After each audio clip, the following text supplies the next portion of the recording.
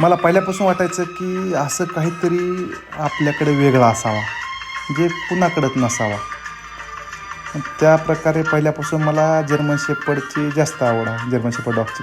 तसे गावरान पण आवडते तर, आणि बाकी लॅब असन, पग असन, बिगल असन ते पण आवडते. पण जर्मन शेपर्डला मला पहिल्यापासूनच लहानपणीपासूनच अट्रॅक्शन. ज्या टायमाला पोलीसमध्ये लागलो त्या टायमाला चोराला पकडणारा कुत्रा म्हणजे जर्मन शेपर्ड. पण त्या टायमापासून मला अट्रॅक्शन आहे.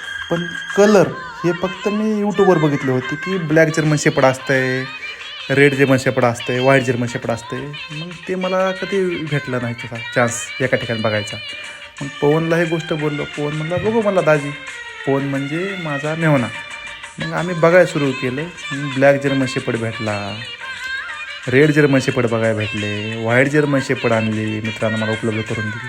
आज आपल्याकडं सर्व कलरमध्ये जर्मन शेपर्ड आहेत आणि त्यांचं आयुष्य त्यांना परिपूर्ण जागा यावा एवढी सोय केलेली आहे. एकालाही शक्यतो बेल्ट नाही.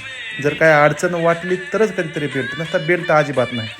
परिपूर्ण त्यांना पोहता यावा, त्यांना झाडाखाली झोपता यावा, परिपूर्ण त्यांना खेळता यावा, त्यांचं पूर्ण आयुष्य त्यांना फ्रीडम भेटावं हे प्रयत्न करतात. पण सर्व प्रकारे एका ठिकाणी गोळा करणं थोडं कठीण गेलं.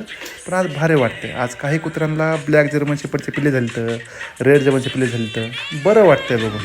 चला काय नवं असेल तर कळवित राहील. धन्यवाद.